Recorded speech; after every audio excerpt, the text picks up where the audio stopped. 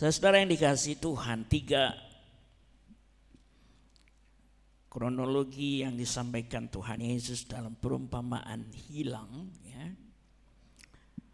Domba yang hilang, dirham yang hilang, anak yang hilang. Saudara-saudara, konteks kalau mau memahami bagian ini tidak boleh dilupakan ayat 1 dan 2, ya.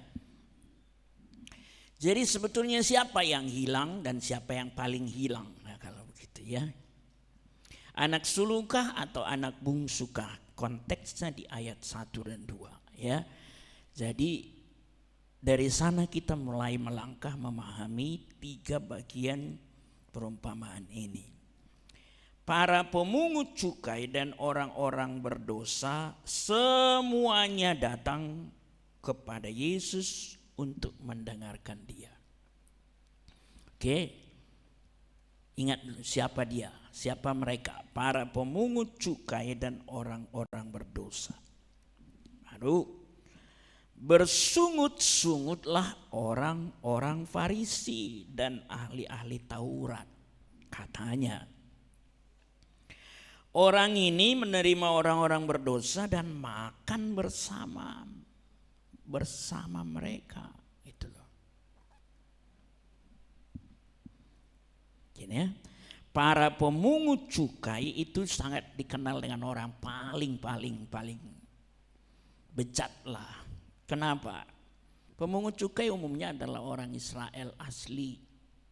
Kondisi mereka sedang dijajah Romawi, lalu mereka bekerja untuk kepentingan Romawi. Memungut bea, cukai, pajak. Jadi bagi orang Israel, para pemungut cukai itu 2 kali dosanya.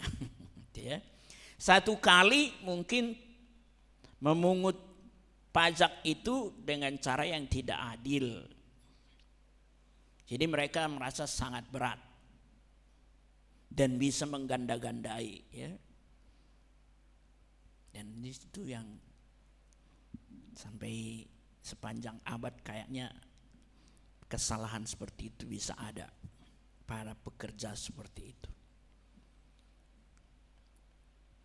Kesalahan kedua di mata orang Israel adalah, kamu kok mendukung si penjajah bangsa kita, gitu.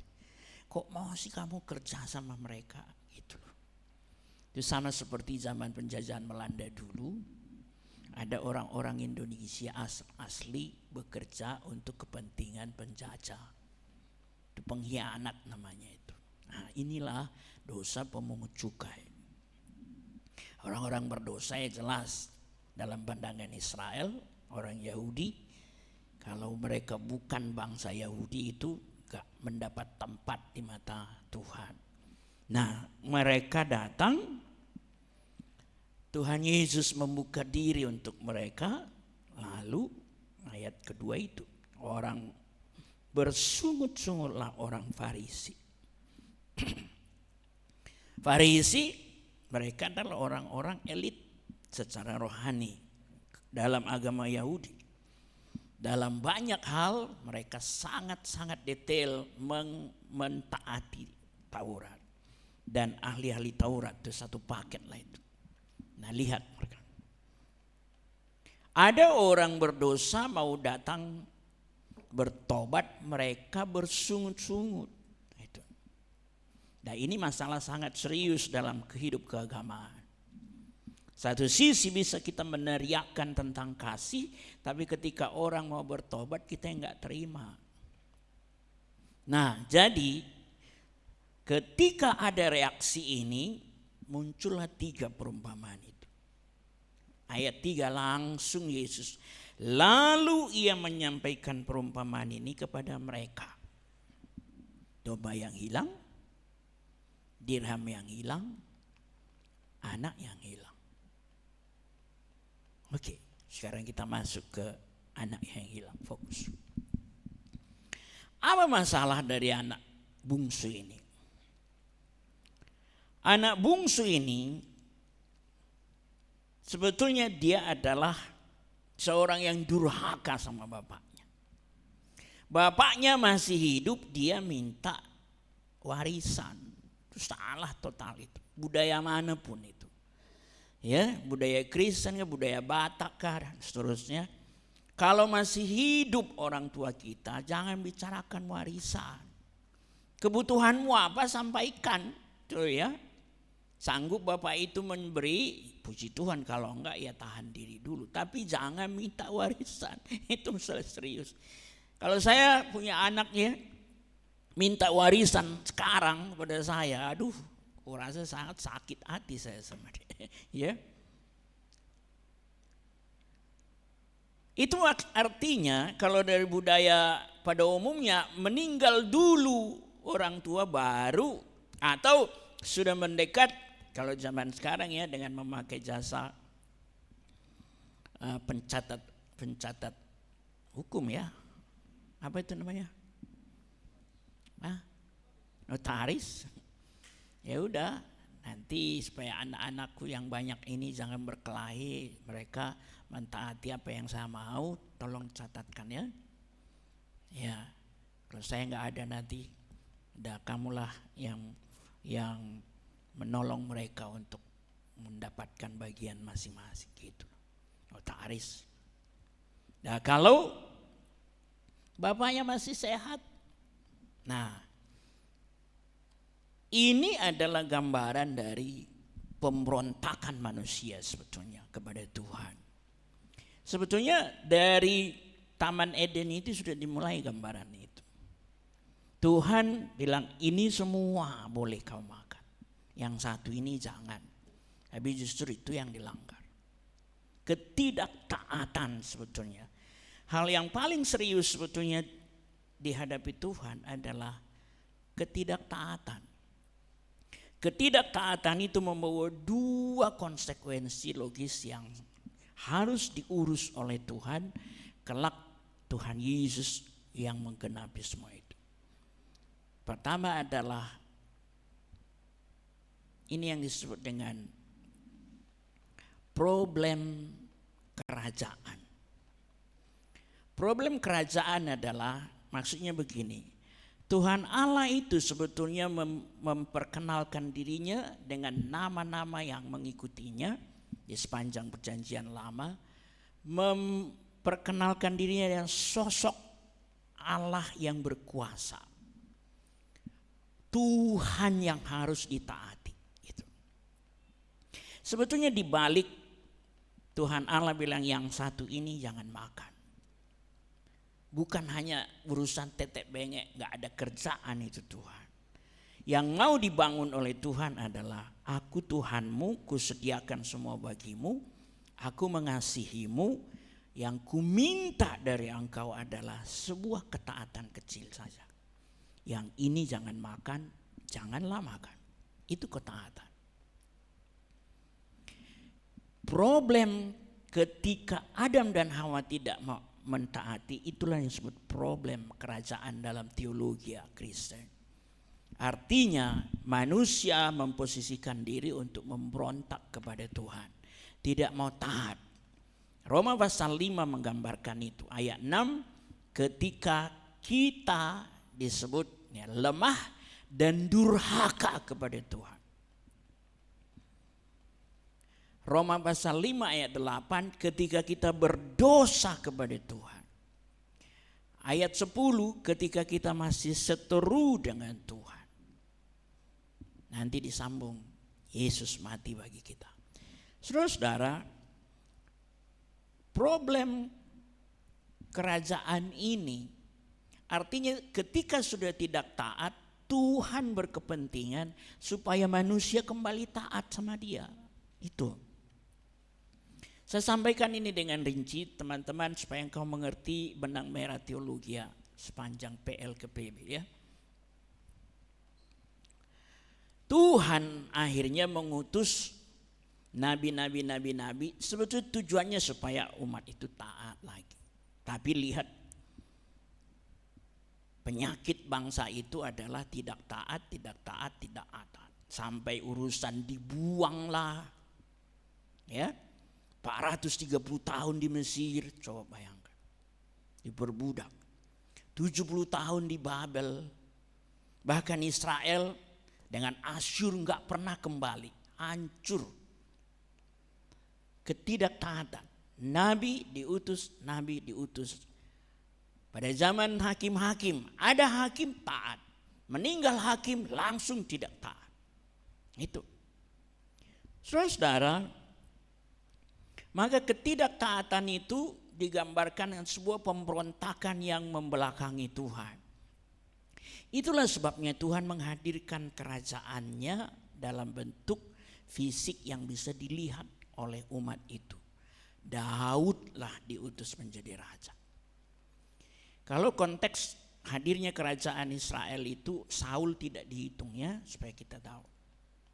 Jadi selalu tidak ada rujukan dari firman kepada Saul tentang raja yang dikehendaki Tuhan. Daud hitungannya baru mulai ya. Daud dihadirkan Tuhan supaya orang Israel melihat sosok seorang yang harus ditaati. Karena konteks kerajaan, raja, rakyat pasti ada ketaatan di situ. Permintaan ketaatan, taat pada raja. Jadi yang mau digambarkan Tuhan adalah taat pada Raja Daud, itu artinya taat juga kepada Tuhan. Itulah sebabnya figur tentang penyelesaian problem kerajaan ini digambarkan Tuhanlah lewat figur Daud. Lalu problem kedua dengan ketidaktaatan itu adalah problem keselamatan, keterpisahan dari Tuhan. Itu sebabnya mereka diusir langsung dari Taman Eden. Tidak bisa lagi. Taman Eden itu semula adalah simbol persekutuan yang sangat erat antara pencipta dengan ciptaan. Tuhan Allah dengan manusia. Itu sebabnya dibangun di situ yang namanya covenant, perjanjian. Itu sebabnya Alkitab kita ada perjanjian baru, perjanjian lama, perjanjian baru. Perjanjian dibangun dengan Adam, gagal. Perjanjian diulangi dengan Nuh, tidak sempurna. Perjanjian disempurnakan dengan Abraham. Itu sebabnya dia dipanggil dari Ur Kasdi. Nanti lewat anaknya Ishak, lewat Yakub cucunya, dan cucunya itu punya anak 12, bangsa Israel. Itulah makanya Israel umatnya, Tuhan adalah Tuhan mereka. Dan dari 12 suku inilah nanti dipilah ada Yehuda. Dari keturunan Yehuda, kalian lihat itu Matius pasal 1 dan Lukas pasal 3 itu. Silsilah Tuhan Yesus. Ada Yehuda di situ, ada Daud di situ. Nah, Abraham, Yehuda, Daud dan seterusnya. Nanti muncul Tuhan Yesus Kristus. Nah, perjanjian yang lama itu maksudnya dengan Adam, dengan Nuh, dengan Abraham. Muncullah nanti disempurnakan perjanjian baru dengan Yesus Kristus. Jadi problem keselamatan itu karena dosa terhilang, menunggu mereka yang berdosa itu adalah maut. Nah, lihat simbol yang ditunjukkan Tuhan di Taman Eden itu adalah terusir. Adam dan Hawa tidak boleh tinggal di situ lagi. Nah, untuk ini karena urusan nyawa, maka nyawa harus taruhan. PL mengajarkan di dalam darah ada nyawa. Oke? Itu sebabnya sejak awal sekali Tuhan sudah mulai tunjukkan darah. Misalnya, waktu Adam dan Hawa jatuh dalam dosa, mereka malu satu sama lain, lalu mereka bikin cawat dari daun pohon ara. Tuhan ganti, lalu kasih kulit binatang. Logika teologinya adalah kulit binatang ada kalau ada binatang yang mati. Ada binatang yang mati, ada penumpahan darah. Oke, dari situlah dimulai pengajaran tentang penumpahan darah. Lalu nanti Abraham setelah anaknya Ishak 14 tahun disuruh naik ke Gunung Moria. Kurbankan. Itu jelas sekali kurbankan berarti bunuh. Penumpahan darah. Tapi Tuhan ganti dengan tepat pada waktunya dengan seekor anak domba. Domba itulah yang hanya menumpahkan darah. Pengganti Ishak. Darah. Lalu mereka keluar dari Mesir, tulah ke-10. Disuruh ambil seekor anak domba, jantan, umur setahun, tidak bercacat. Sembelih, oleskan di tiang pintu, ambang pintu. Ada darah, maka anak sulung selamat. Tidak ada darah, anak sulung mati. Darah memberi keselamatan. Teman-teman, itu sebabnya di sepanjang perjanjian lama, perjalanan dari Mesir ke Kanaan, urusan mengurus dosa selalu harus pakai anak domba. Sembelih. Sampai akhirnya Yesus nanti datang. Maka problem keselamatan ini diurus Tuhanlah itu dengan figur Abraham. Ingat tadi ya, problem kerajaan diurus Tuhan melalui figur Daud. Problem keselamatan diurus Tuhan melalui figur Abraham. Dua-duanya itu bermuaralah kepada Yesus. Itu sebabnya Yohanes Pembaptis ketika melihat Yesus di kejauhan, dia ngomong sama murid-muridnya, Yohanes 1 ayat 29. Lihatlah anak domba Allah yang menghapus dosa dunia. Maka dua figur itulah nama yang permulaan sekali dipakai bersama Yesus untuk menggambarkan apa yang dikerjakan Tuhan Yesus. Lihatlah ke Matius 1 ayat 1. Adik-adik coba buka. Itulah yang saya mau simpulkan. Problem kerajaan diurus Tuhan melalui Daud. Problem keselamatan diurus Tuhan melalui figur Abraham. Keduanya digenapi dengan sempurna oleh Yesus Kristus. Maka dua nama itu disebutlah permulaan perjanjian baru. Firman. Matius 1 ayat 1 langsung menyebut dua nama itu. Baca sama-sama. Matius 1 ayat 1. Inilah daftar nenek moyang Yesus Kristus. Anak Daud, anak Abraham. Secara kronologi Abraham duluan hidup di dunia. Kan Daud itu keturunan kesekian baru ada Daud kan. Abraham, Ishak, Yakub, anak-anaknya nanti baru belakangan ada Daud. Nah, masalahnya kenapa Daud duluan disebut? Inilah daftar, kalau TB2 saya pakai ya. Nenek moyang Yesus Kristus, anak Daud, anak Abraham. Kenapa nama Daud duluan? Karena problem kerajaan duluan, ketidaktaatan duluan, baru akibatnya adalah kematian. Akibat dosa itu. Itu sebabnya Daud, Abraham. Baru lanjut nama-nama berikutnya. Saudara-saudara, nah ini yang mau saya jelaskan tentang keterhilangan dari prodigal son ini. Jadi Bapak sebetulnya mau menggambarkan bahwa figur Bapa ketika terjadi dosa dan manusia terhilang dari dirinya, sifat dasar dari hati Bapa adalah rindu semua berbalik. Itu semua, makanya segala bentuk usaha dilakukannya. Dua usaha yang tadi saya sebut. Problem kerajaan diurusnya, menghadirkan umatnya di bumi ini dan kerajaannya. Problem keselamatan diurusnya, menghadirkan nabi-nabi di dunia ini. Dan seterusnya.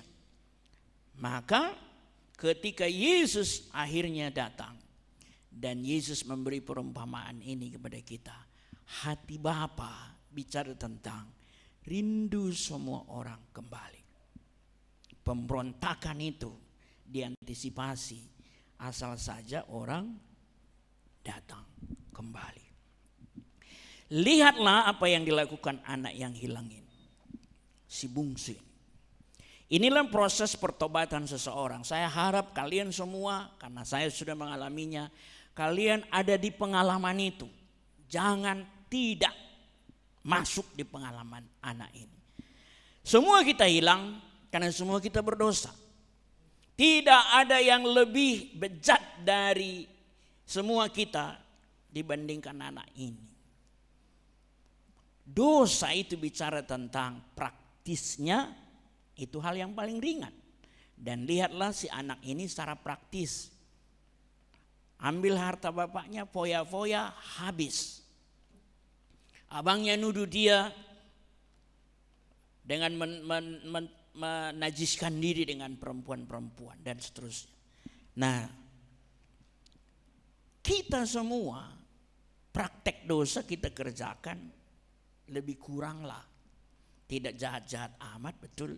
Tapi ada namanya dosa berikutnya adalah namanya dosa habit, kecenderungan berdosa. Itulah yang disebut di dalam Kejadian pasal 6 ayat 5. Ketika dilihat Tuhan kejahatan manusia semakin besar di bumi, dan kecenderungan hati mereka selalu membuahkan kejahatan semata-mata, maka menyesallah Tuhan bahwa ia telah menciptakan manusia di bumi. Dibilang. Kata kecenderungan di situ adalah sifat dosa diturunkan dan otomatis dikerjakan oleh seseorang tanpa diajari. Itulah habit. Praktek dosa, action dosa kita bisa lawan. Tidak harus percaya Yesus, orang bisa lawan itu. Baru saja mereka 1 bulan bisa dilawan itu. Tapi kecenderungan berdosa sudah makin susah. Lalu satu lagi yang tidak mungkin kita urus adalah status berdosa. Itulah Roma 3 ayat 23 itu. Semua orang telah berdosa, semua orang telah kehilangan kemuliaan Allah. Maka status ini tidak ada yang bisa mengubah itu kecuali otoritas di atas kita. Nah, oke, kalau begitu semua kita hilang dalam gambaran anak bungsu ini, tapi lihatlah, inilah yang harus kita lakukan. Ayat 17, adik-adik, kronologinya begini. Lalu ia menyadari keadaannya. Sebuah kesadaran bahwa kita sudah jauh dari Tuhan, telah begitu bejat, berdosa, najis dan seterusnya, apapun tambahkanlah kata-kata yang cocok untuk itu. Terpuruk sejadi-jadinya, kesadaran datang. Saudara tahu kalau secara teologi Kristen, inilah yang disebut dengan metanoia. Jadi dalam sebuah metanoia dimulai sebuah kesadaran.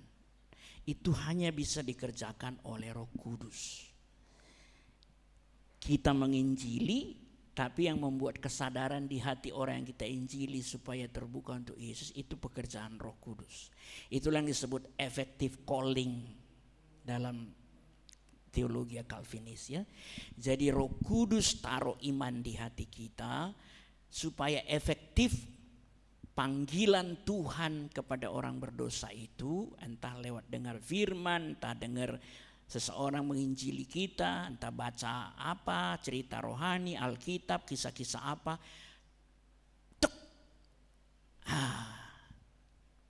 Itulah yang disebut effective calling. Jadi ditaruh Roh Kuduslah iman di hati. Misalnya ketika khotbah disampaikan dalam KKR, lalu kita tersentuh, sadar kita, iya, akulah yang dimaksud itu, pengkhotbah itu. Aku sangat najis di hadapan Tuhan. Ketika itulah disebut ia menyadari keadaannya. Kalau saudara sudah pernah mengalami itu, puji Tuhan. Tapi harus dilanjutkan di ayat 18. Aku akan bangkit dan pergi kepada Bapakku. Sebuah kesadaran untuk tidak melanjutkan lagi hidup dalam keterpisahan dengan Allah itu. Nah, jadi kan sadar lalu mulai ada sebuah kekuatan untuk mengambil keputusan. Aku akan bangkit. Jadi itulah 180 derajat kalau digambarkan hamba-hamba Tuhan. Sebelumnya kita berkiblat ke barat, lalu sekarang saya 180 derajat jadi ke timur. Tinggalkan. Maka seorang yang bertobat harus dimulai dengan sebuah perubahan revolusioner. Ingat itu. Revolusioner dalam arti status dari pihak Allah.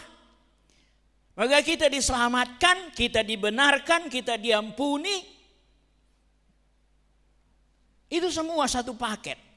Kita diterima menjadi anak-anak Allah, kita dimetraikan dengan Roh Kudus, sebuah tindakan satu kali. Itulah yang disebut titik berangkat seseorang metanoia. Tinggalkan hidup lama, mulailah hari ini hidup baru. Itulah yang disebut dengan manusia baru, lahir baru. Jadi ibarat bayi hari itu dari tanah lahir, gitu. Butuh semuanya, butuh bantuan, butuh dorongan, butuh topangan, butuh semangat dari teman-teman semualah orang-orang Kristen. Nah, baru sebuah pengakuan kesadaran ini dimulai di dalam hati. Belum ketemu bapaknya, lihat ayat 18b itu. Bapa, aku telah berdosa terhadap surga dan terhadap Bapa. Aku tidak layak lagi disebut anak Bapa. Jadikanlah aku sebagai salah seorang upahan Bapa. Ini belum ketemu loh bapaknya. Oke, kronologisnya ya, begitu ya. Itulah metanoia, itu lanjutannya. Maka seorang yang benar-benar bertobat harus memiliki sebuah kesadaran. Aku sangat najis, aku berdosa, aku telah mengkhianati Tuhan selama ini, macam-macam lah. Lalu kita ingatlah masa lalu kita semua. Lalu dia pulang, inilah sebuah keputusan untuk tinggalkan hidup lama. Lalu bangkitlah ia dan pergi kepada ayahnya. Nah, inilah kalau ibarat calling itu, saudara-saudara, adakah di antara saudara yang mulai hari ini mengambil keputusan untuk meninggalkan cara hidupmu yang lama? Datanglah pada Yesus. Saya undang semua maju ke depan. Barang siapa di antara saudara yang dicamah oleh Tuhan, misalnya gitu ya, majulah itu. Itulah ini. Dan saya lakukan itu tanggal 21 September tahun 1989. 37 tahun yang lalu. Di Pardede Hall masih ada gedungnya. Sungguh. Saya selalu dengan kepala tegak menyaksikan sama banyak orang. Aku mengambil keputusan bertobat itu tanggal itu. Dan itu keyakinan imanku. Jadi kita semua teman-teman harus mengalami apa artinya bertobat sungguh-sungguh. Hilangnya kita semua di waktu yang lalu. Karena dosa itu. Ketika bapaknya lah, lihat, sekarang kita lihat dari sifat Bapa. Bapa di sorga itu yang digambarkan di sini. Bapa itu menunggu sekian lama. Selama anak itu tidak di hadapannya, dia tunggu. Lihat ayat yang ke 20b. Ketika ia masih jauh, ayahnya telah melihatnya. Nah, itu berarti bahwa memang isi hati Bapa, jadi istilah misi adik-adik, hati Bapa ya. Hati Bapa itu adalah selalu menunggu. Rindu sekali orang itu kembali dari jalannya. Saudara tolong buka 2 Petrus 3 ayat 10. Bagian B terutama. 2 Petrus 3 ayat 10. Oke, 2 Petrus 3 ayat 10. Apa isi hati Bapa? 2 Petrus 3 ayat 10.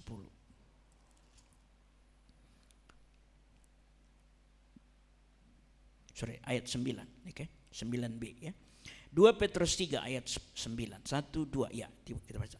Tuhan tidak lambat menepati janjinya, sekalipun ada orang yang menganggapnya sebagai kelambatan. Tetapi ia sabar terhadap kamu, karena ia menghendaki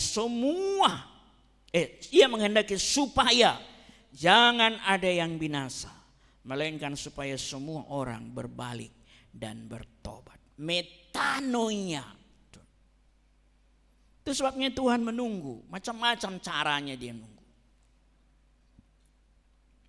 Dan macam-macam caranya supaya orang tersentuh, supaya sadar.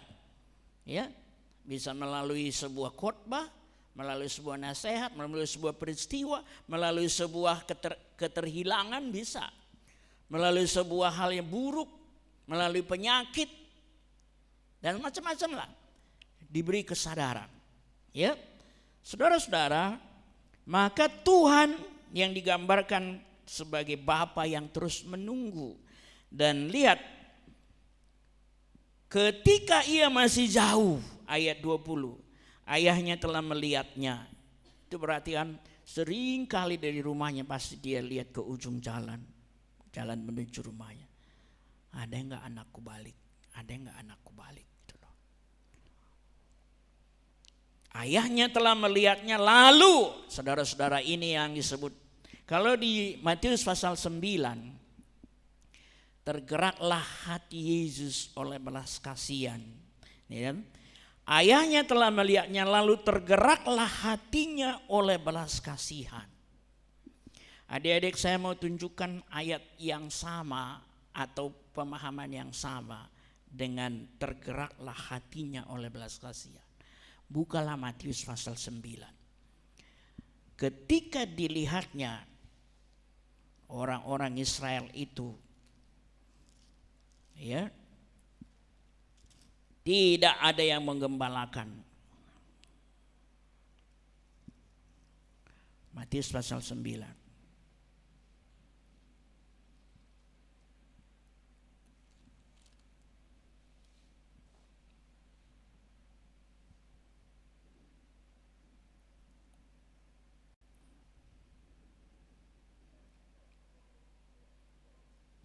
Tunggu ya.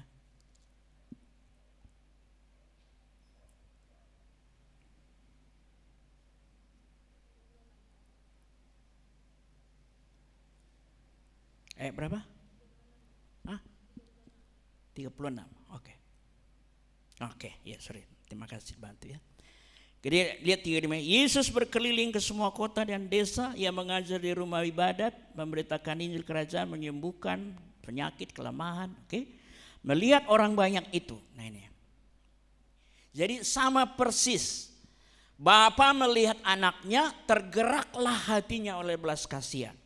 Terus Yesus melihat manusia berdosa yang belum kembali kepadanya, sama. Melihat orang banyak itu, tergeraklah hati Yesus oleh belas kasihan kepada mereka, karena mereka lelah dan terlantar seperti domba yang tidak mempunyai gembala. Esplakiste. Esplakiste itu dari kata splakna. Splakna itu kuat ilustrasi begini ya. Secara kejiwaan orang bisa tergoncang. Misalnya ketika ada peristiwa yang sangat-sangat menyedihkan. Misalnya tiba-tiba didengar seorang ibu lah, anak-anaknya mengalami musibah misalnya gitu ya. Terus 3 dari anaknya itu mati seketika misalnya gitu. Kita buat ekstrem ya ceritanya ya. Oke. Lalu sekarang 3 jenazah anaknya itu sudah tiba di rumah. Bayangkanlah reaksi dari seorang ibu atau bapak. Oke. Lalu ketika puncak-puncaknya dia berteriak histeris sejadi-jadinya. 2 menit kemudian suruhlah ibu itu makan. Makan bu, udah jam makan ini. Kira-kira apa reaksinya? Enggak, aku enggak lapar. Itu sebetulnya itu udah jam makan. Dan dari tadi siang dia belum ada makan. Maksudnya setelah makan siang dia belum ada makan apa. Jadi sudah lapar ya. Tapi mengapa dia tidak mau makan? Itu yang disebut jiwa ibu itu, hati ibu itu sedang tergoncang. Itu maksudnya. Oke? Jadi gambaran itulah sebetulnya kata tergeraklah hatinya oleh belas kasihan.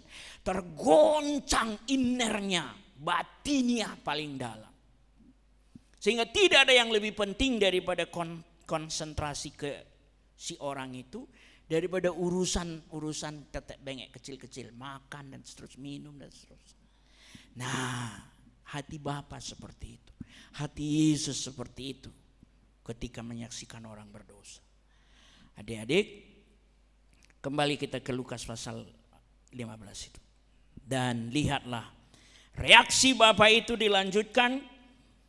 Ia berlari menemui, ia merangkul, ia mencium. Totalitas perwujudan dari sebuah kasih dan penerimaan. Itulah yang disebut kasih tanpa, nah ini ya, tanpa syarat. Allah yang kita sembah di dalam Kristus dengan agape itu adalah kasih tanpa syarat. Kembali bukalah Roma pasal 5 yang tadi saya sudah sebut secara lisan. Ketika kita masih lemah dan durhaka kepada Tuhan, lihat ayat 6-nya adik-adik, Roma pasal 5. Apa yang dilakukan Tuhan Yesus kepada kita? Pasal 5 ayat 6. Pada waktu yang ditentukan Allah itu, waktu kita masih lemah, Kristus telah mati untuk kita. Lagi durhaka kita sama Tuhan, Tuhan Yesus mati bagi orang durhaka itu. Coba bayangkan. Bayangkanlah seorang orang tua durhaka anaknya sama dia, terus dia rela mati bagi anak itu. Logis enggak? Enggak. Lihat ayat 8. Namun Allah menunjukkan kasih-Nya kepada kita dalam hal ini. Ketika kita masih berdosa, Kristus telah mati untuk kita. Dan dosa manusia dalam kategori apa? 3 tadi ya, action, kecenderungan, status. Itu kategorinya. Dengan kondisi semua itu, Yesus mati bagi orang berdosa. Lihat ayat 10. Oke. Sebab jikalau kita ketika masih seteru musuhan itu, memilih untuk membelakangi Tuhan, memilih untuk mencari jalan lain, lalu diperdamaikan dengan Allah melalui kematian anaknya. Adik-adik, itulah kasih walau. Jadi kasih tak bersyarat itu benar-benar hanya Bapa yang punya. Dan rindu umatnya juga menerapkannya. Itu loh ya. Jadi kalau kasih eros, wah ada orang baru 6 jam menikah udah dibunuh istrinya. Ada. Hanya urusan katanya tidak perawan istrinya itu. Ada loh benar-benar. Terus kasih storge, urusan keluarga, ada bapak membunuh anak, ada anak membunuh bapak, ada anak membunuh ibu, ada. Gak kuat itu storge. Rentan sekali.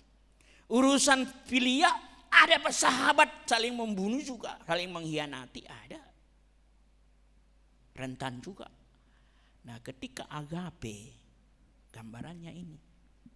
Adik-adik, maka si Bapak itu kembali ke Lukas pasal 15. Lanjutlah sebuah sukacita besar. Jadi 3 perumpamaan hilang ini kan selalu diakhiri dengan ketika ketemu bersukacitalah malaikat di surga. Ketemu bersukacita malaikat di surga. Nah itu gambaran sesungguhnya kerajaan Allah ya. Dan apa? Ketika anak itu minta ampun, bukan itu lagi yang dibahas, tapi ayat 22. Namun ayah itu berkata kepada hamba, lekaslah kemari jubah Adik-adik, apa itu lambang? Jubah itu maksudnya melambangkan apa?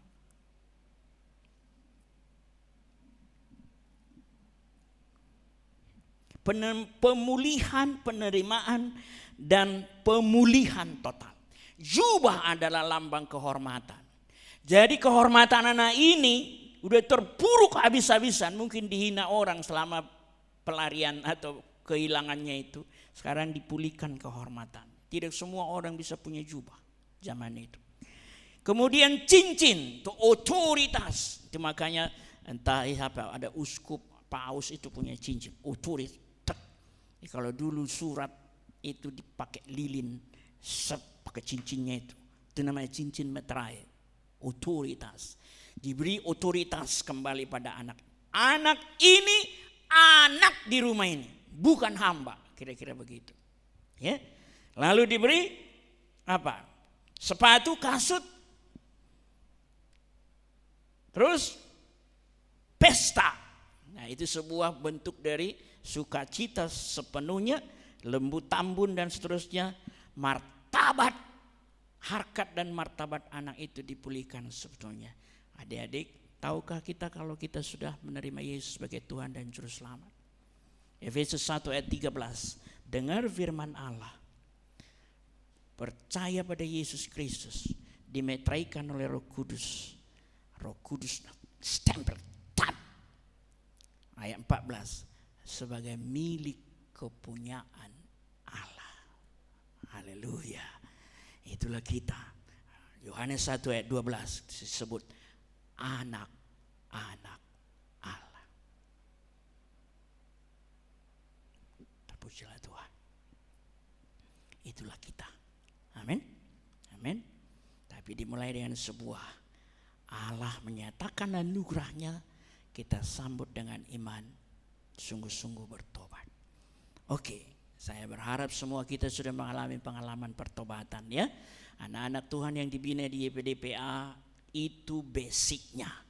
Kita selalu menekankan di YPDPA sejak dahulu sampai sekarang. Kita bina, belajar firman di sini, bersekutu di sini. Jangan hanya datang, tapi tidak ada sebuah pengalaman bersama Kristus. Dimulai dengan pertobatan yang sungguh-sungguh. Amin. Lahir baru. Ingat tuh kejadian Yohanes pasal 3. Datang Yesus, malam-malam datang Nikodemus pada Yesus. Di ayat 1 Nikodemus disebut Farisi, tadi ya. Lalu dia disebut pemimpin orang Israel.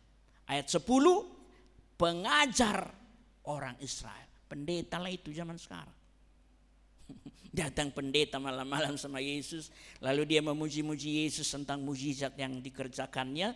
Di ayat 2 Tuhan Yesus langsung bilang, setiap orang tidak akan bisa melihat kerajaan Allah kalau dia tidak dilahirkan kembali. Melihat aja tak bisa, apalagi masuk jadi anggota. Itu maksudnya. Jadi makanya ditekankan ulang di ayat yang kelima, engkau harus dilahirkan kembali. Engkau harus dilahirkan kembali. Itu pekerjaan Roh Kudus. Oke, sekarang kita lihat anak yang sulung. Terakhir ya. Anak sulung ini selalu ya di depan bapaknya. Apa yang dimakan bapaknya dimakan dia. Sebuah pengalaman bersama bapak sudah melebihi dari cukup. Hidup bersama bapak. Hanya saja lihat, ketika anak ini pulang, dia memiliki apa yang disebut dengan kasih yang legalistik. Secara status dia mengakui anak itu yang datang balik itu adalah adiknya, tapi secara batiniah tidak ada kasih sedikit pun sama anak itu. Selama anak itu pergi adiknya, dia tidak merindukannya pasti. Dan dia tidak ada sedikit pun keinginan supaya anak itu balik. Dan tidak ada kasih kepada anak itu. Dia anak bapa. Terus lihat lanjut. Setelah dilapor kepada dia, ayat 8. Anak sulung itu marah dan tidak mau masuk.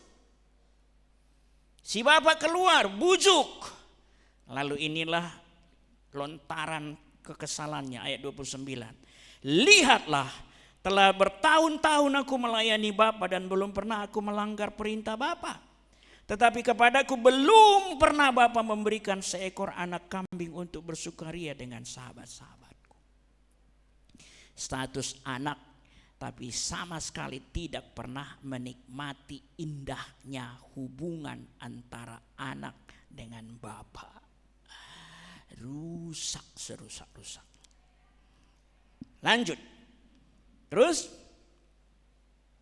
dikatakan, tetapi baru saja anak Bapa yang telah menghabiskan harta Bapa dengan pelacur-pelacur. Dia tidak pernah melihat anak itu berurusan dengan pelacur. Tapi ditambah-tambahin, betul nggak? Iyalah.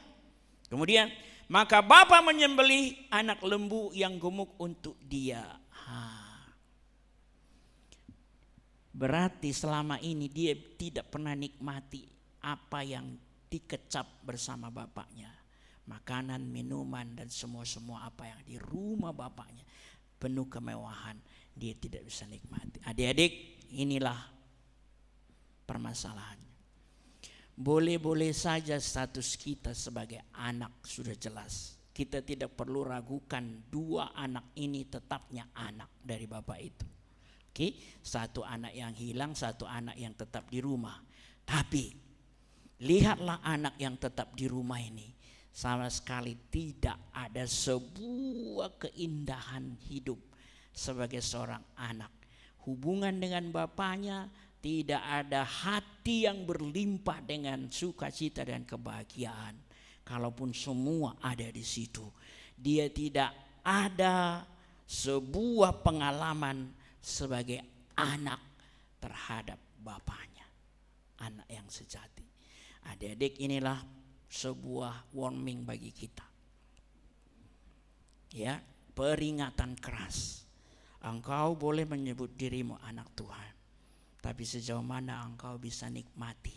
Benarkah engkau sebagai anak kepada Bapa kita di surga dan hidup layaknya seorang anak, menikmati keindahan kasih karunia Tuhan sebagai anak, lalu engkau melakukan tugas dan tanggung jawab sebagai anak, dan engkau memiliki koneksitas dengan Bapa, hubungan pribadi dengan Bapa layaknya sebagai anak.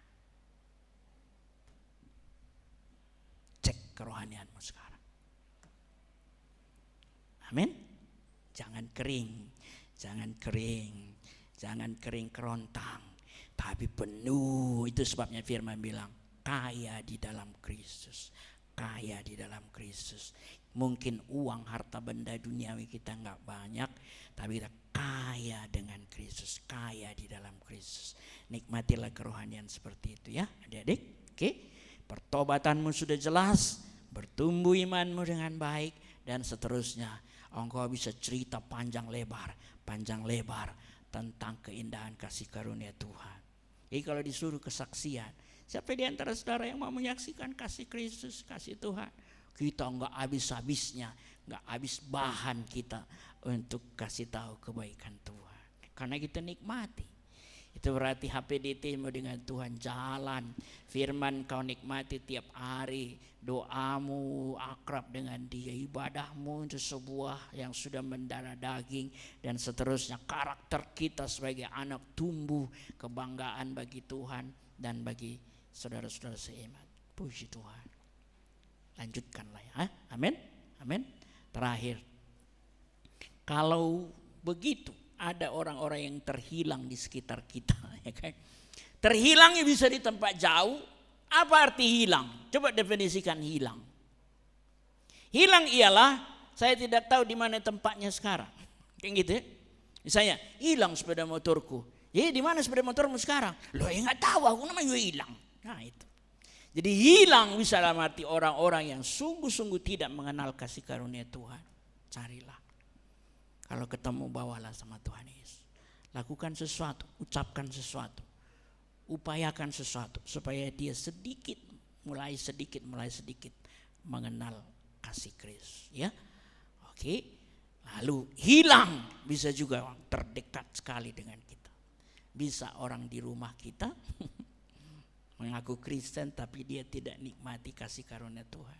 Atau bisa teman kerja, bisa teman kolega yang lain, kasih tahu juga lah dia juga butuh kasih Kristus. Amin. Carilah yang terhilang, bawa kepada Yesus supaya akhirnya Yesus dipuji, disembah dan dimuliakan. Amin. Mari kita berdoa. Bapa di surga, terima kasih atas firman-Mu. Sekarang kami tahu keajaiban kasih karunia Tuhan itu dahsyat, melebihi dari pikiran manusia. Anak bungsu yang hilang ini Engkau panggil pulang dan kembali ke pangkuan. Kami adalah gambaran anak bungsu itu. Dulu hidup kami sangat-sangat jauh dari Tuhan, menikmati dosa dan hidup di dalamnya. Terima kasih untuk sebuah kesadaran, panggilan yang mulia dari Tuhan lewat Roh-Mu yang kudus, sehingga kami mengenal jati diri kami, menyadarinya dan merindukan kasih karunia Tuhan. Terima kasih, status kami sekarang anak-anak Tuhan. Tolong kami supaya kami jangan seperti anak sulung itu ya Tuhan. Kami mengaku sebagai anak, tapi kami tidak menikmati sedikit pun hubungan antar pribadi kepada Bapa. Tuhan bantu kami supaya hidup kekristenan kami kaya di hadapan Tuhan, bernas. Kami menikmati semua keindahan itu, kasih karunia-Mu yang ajaib itu. Hubungan pribadi dengan Tuhan yang mesra, yang indah, yang intim. Kami menikmati firman-Mu, menikmati kasih-Mu, menikmati bait-Mu, menikmati semua hal yang indah. Dan hidup kami, jiwa kami, roh kami berkobar-kobar sebagai layaknya seorang anak yang berbahagia bersama bapaknya. Kami menjalani hidup bahagia sebagai anak-anak Tuhan di dunia ini. Seturut panggilan-Mu bagi kami masing-masing. Kami menjalani hidup berkelimpahan bersama Tuhan. Tuhan, kami rindu Tuhan, supaya tidak ada satupun dari anak-anak-Mu ini yang jiwanya kering, tetapi berlimpah-limpah kaya di dalam Tuhan, karena kami akrab dengan Engkau. Lanjutkan kasih karunia-Mu bagi kami semua. Di dalam Kristus Yesus kami berdoa. Amin.